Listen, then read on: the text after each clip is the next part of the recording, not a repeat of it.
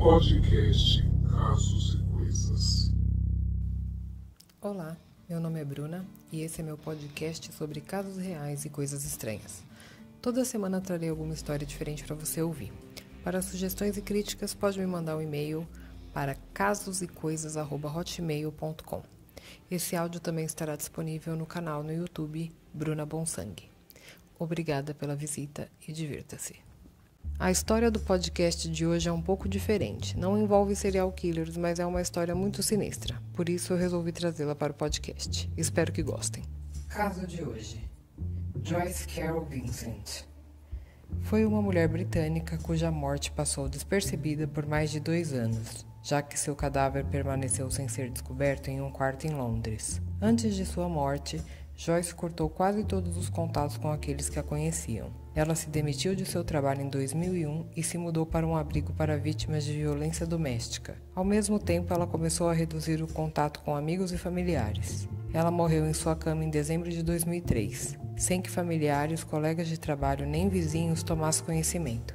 Seus restos mortais foram descobertos em 25 de janeiro de 2006, sendo que a causa da morte provavelmente foi um ataque de asma ou complicações de uma úlcera péptica.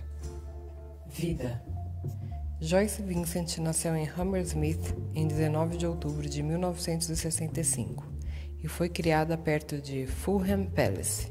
Seus pais emigraram para Londres da ilha de Granada. Seu pai, Lawrence, era um carpinteiro de descendência africana e sua mãe, Liris, era de ascendência indiana. Após uma operação, sua mãe morreu quando Joyce tinha 11 anos e suas 4 irmãs mais velhas assumiram a responsabilidade por sua educação. Ela teve um relacionamento tenso e emocionalmente distante com seu pai. Ela frequentou a escola primária de Melcombe e a escola Fulham Gilead para meninas e deixou a escola aos 16 anos sem qualificações.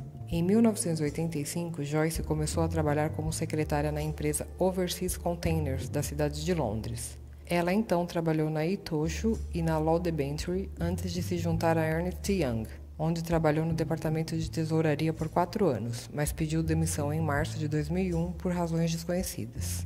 Por conta de um relacionamento abusivo, até onde se sabe não há relato sobre o ex-namorado, Joyce passou algum tempo em um abrigo para vítimas de violência doméstica e trabalhou como camareira em um hotel econômico. Durante esse período, ela se separou de sua família.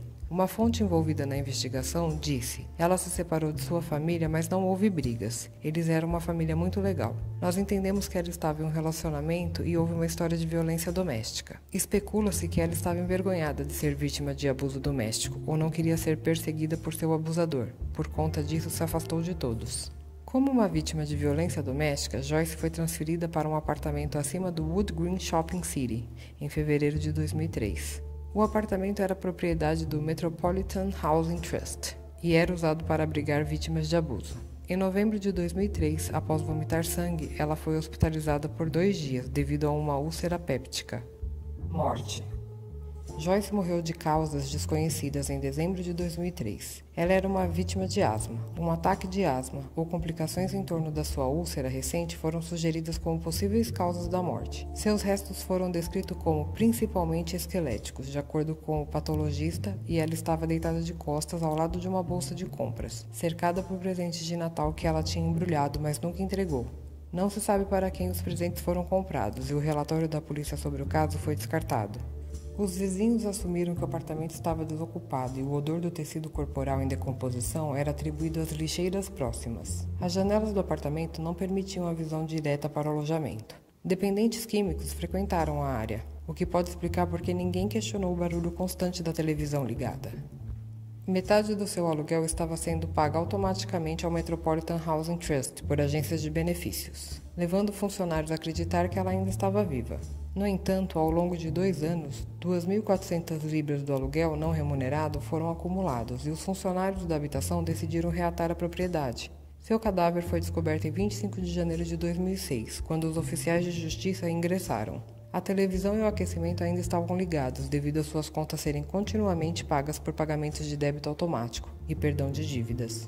O Metropolitan Housing Trust disse que, devido aos benefícios de habitação que cobriram os custos do aluguel por algum período após a morte de Joyce, os atrasos não foram mantidos por muito tempo. O Metropolitan Housing Trust disse que nenhuma preocupação foi levantada por vizinhos ou visitantes em qualquer momento durante os 2 anos entre a morte e a descoberta do corpo. Os restos de Joyce estavam muito decompostos para conduzir um pós-mortem completo, e ela teve que ser identificada a partir de registros dentários. A polícia determinou a morte por causas naturais, pois não havia nada para sugerir um crime. A porta da frente estava trancada e não havia sinal de uma invasão.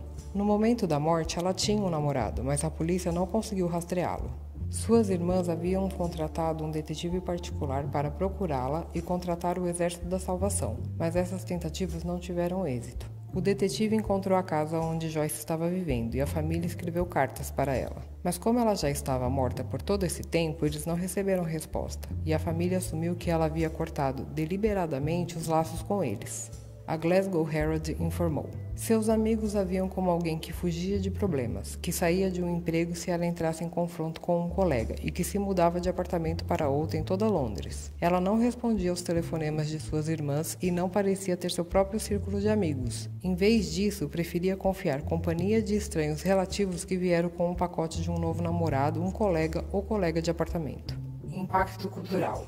Um filme sobre Joyce, Dreams of Life, escrito e dirigido por Carol Morley, com Zawe Ashton interpretando Joyce, foi lançado em 2011. Morley entrevistou pessoas que conheciam Joyce. Eles descreveram uma mulher linda, inteligente e socialmente ativa, a quem eles assumiram que estava fora de algum lugar tendo uma vida melhor do que a deles. Em 4 de novembro de 2014, o músico Steven Wilson anunciou que seu CD, intitulado Hand Cannot Erase, seria baseado na vida de Joyce. De acordo com Wilson, ele se inspirou para criar um álbum conceitual depois de ver o Dreams of Life. No livro que acompanhou o lançamento do álbum, o personagem central é uma versão altamente ficcional de Joyce. Nasceu em 8 de outubro de 1978 de uma mãe italiana e morreu ou desapareceu em 22 de dezembro de 2014. Sua única irmã é uma menina chamada Jay, que foi favorecida por seus pais antes de seu divórcio. No álbum e no livro, os presentes de Natal são destinados ao irmão e à sua família. Um livro em língua grega, escrito e publicado pelo escritor de música Anthony Petropoulos, foi lançado em agosto de 2017. O livro tinha o título Sozinha na Multidão, a vida e a trágica morte de Joyce Carol Vincent. Espero que tenham gostado do caso de hoje. Me sigam nas redes sociais disponíveis na descrição do canal no YouTube, canal Bruna Bonsangue. Obrigada por ouvir e até o próximo podcast.